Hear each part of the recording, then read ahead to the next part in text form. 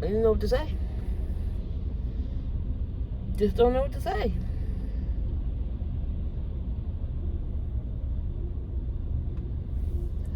I've been through some crushers and some heartbreakers in the course of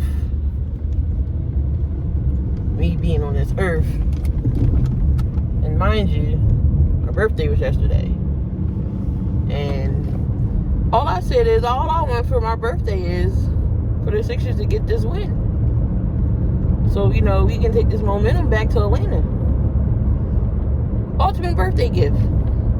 I gotta wait in traffic, getting home, because I pass by the stadiums every day going to work.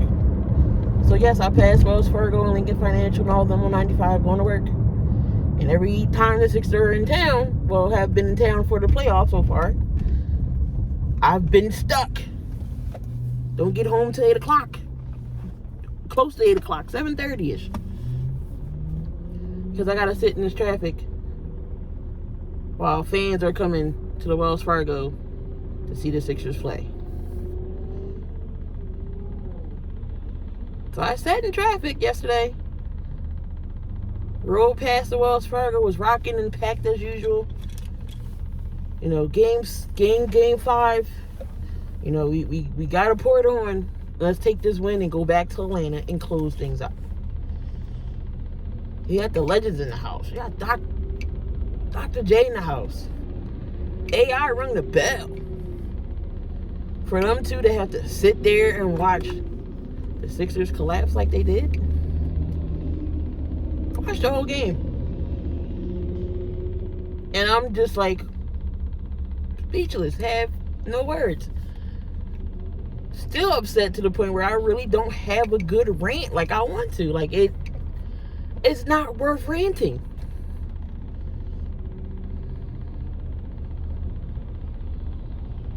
All I gotta say is Joel and Seth played their asses off last night.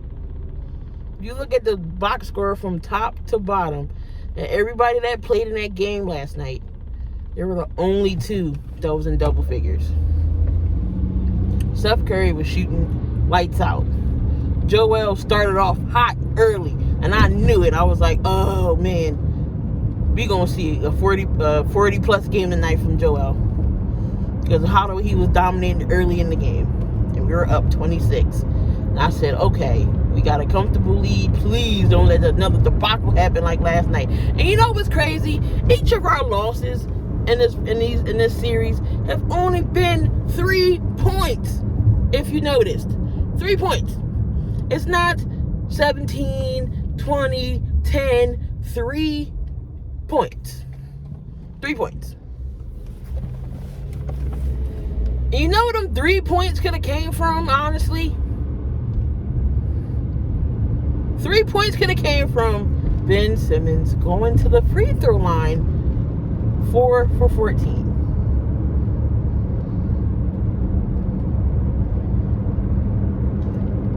When is that unacceptable in any level of basketball? Not talking about professional. When is that acceptable at any level?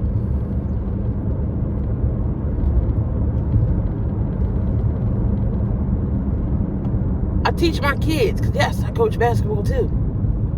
Free throws are the most important, clutch, crucial points in any game. Why? Because they're free for a reason. Free. They're free for a reason. Nobody's in your face. Nobody's guarding you. It's just you and the basket to get free, easy points. Free points. That's why they call free throws. But you have a 6'10" guy who's talented, athletic. We all know this. And for the 5 years, Ben, that you've been here, we've seen nothing. No improvement whatsoever. You shoot on the off season. We see this video, you putting up threes. When you got here in the summer league, you were balling, shooting threes, going to the lane, being aggressive, taking jump shots, not this little hook shit that you do in the lane, or you get to the basket and want to dish it out. You were everything that we wanted. Don't know what happened to that. Where's that guy? We've never seen it. You have your spurts when you want to. It's just Ben has this demeanor. It's just like he doesn't care. I'm going to get my dollars and I don't care. You play basketball. The whole main reason of playing basketball is to shoot the ball in the hoop. That's what you get paid $100 and some odd million to do. But you do not do it. And it sucks because you got the season ticket holders and the people of Philadelphia who pay this money, who pays your contract. And you're playing like pure shit. And it's like, okay, it was a kick in the ass to us.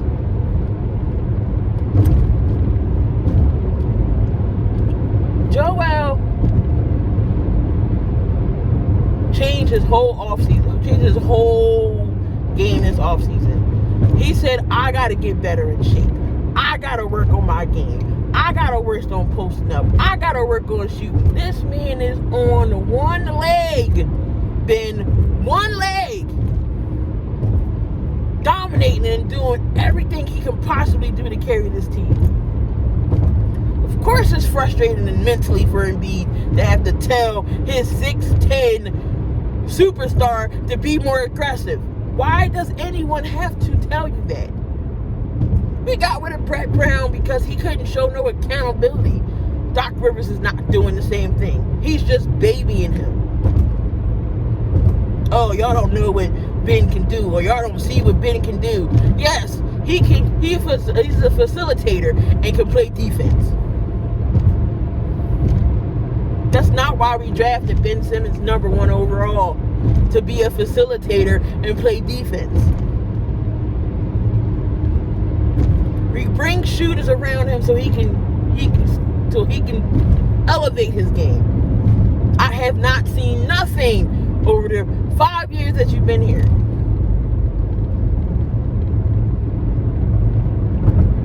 Tobias Harris, yeah, he had an off game today.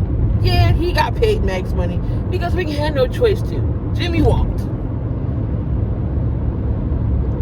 Tobias, he's a between 16, 20, 22 point guy.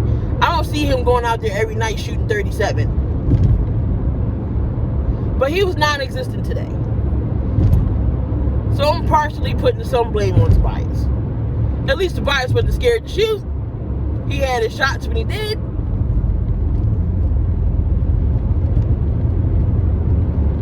And then Doc Rivers, his rotations are so dumb.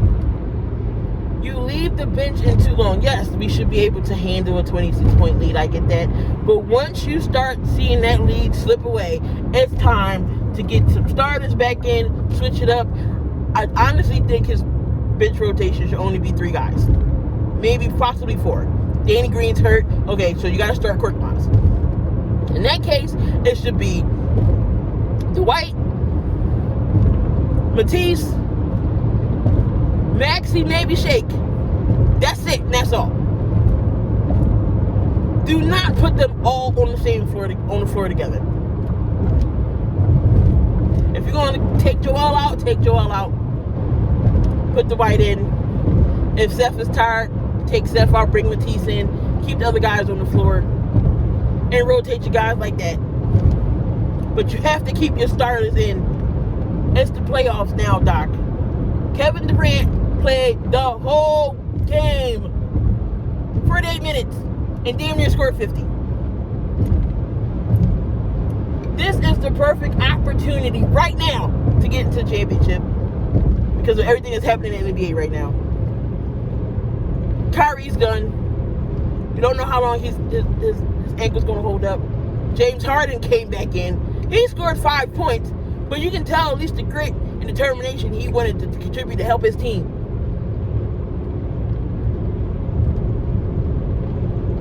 So the Bucks kind of in the driver's seat, but they're not, because they down 3 games to 2. They play tonight.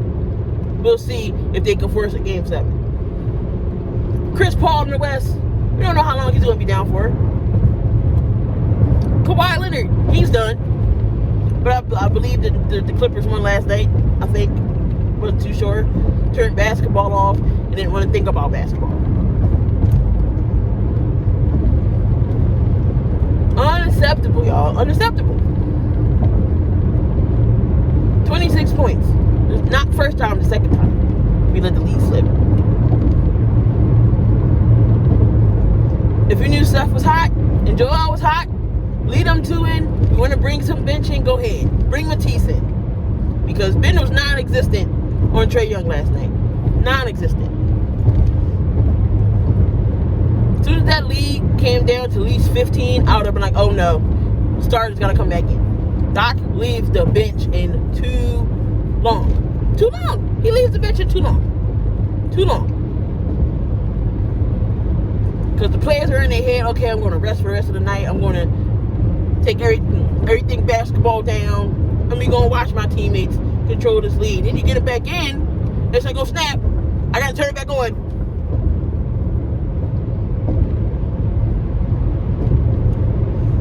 We all know Doc is used to blowing leads. But again, he's not out there playing either. Yeah, he can coach better. Yes, he can make adjustments. Because Bogdanovich last night was off. Herter was off. You let Lou Williams come in and cook us? No bad intentions for Lou, because Lou is good. He not 6-man for the year, 6-man awards for no reason. Because yes, he can come off the bench and give you a spark. 15 points, I believe Lou had. He was cooking us. That's when you should have been like, oh shit, let me put my starters back in. Soon as Lou started cooking, you should have had the starters in. And then I'm like, do I want to watch the press conference? I didn't watch Doc's press conference, but I watched Ben's. And his whole demeanor, it just made me even madder. Like, you think you 6'10" and lived in Australia, not saying Australian players are bad, but look at Joe Ingles. He's another Australian person. He's out there shooting lights out for the Jazz. Give me a Joe Ingles. And I'm sure there are some other Australian-born players who can shoot and do everything else. Because I believe Ben is this privileged and a spoiled brat, has to have everything handed to him, and don't believe he needs to work. We needed a coach who's going to put some fire in his ass to tell him, hey, either shoot or something's going to happen. We thought Doc was going to be that guy, but he's babying him the whole time. Defending him, telling him, oh, you don't know basketball, or you don't know what Ben Simmons can do. Yes, we know what Ben can do, Doc. We've seen it for 5 years he's been here. He does nothing. Nothing.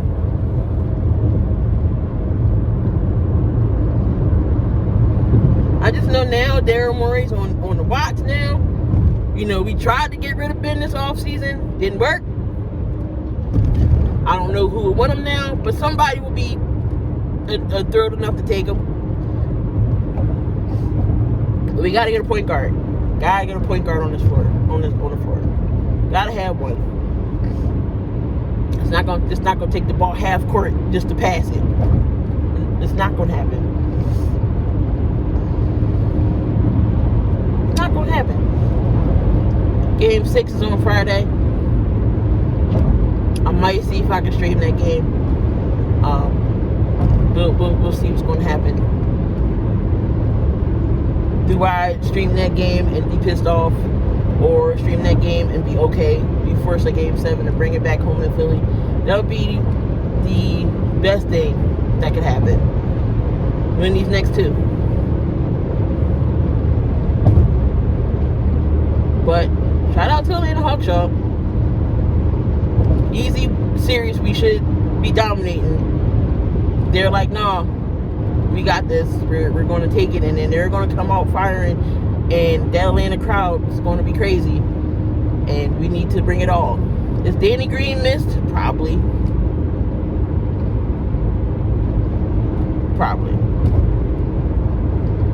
But as always, guys, that's me. I'm Key, and I'm always here to see y'all in another video.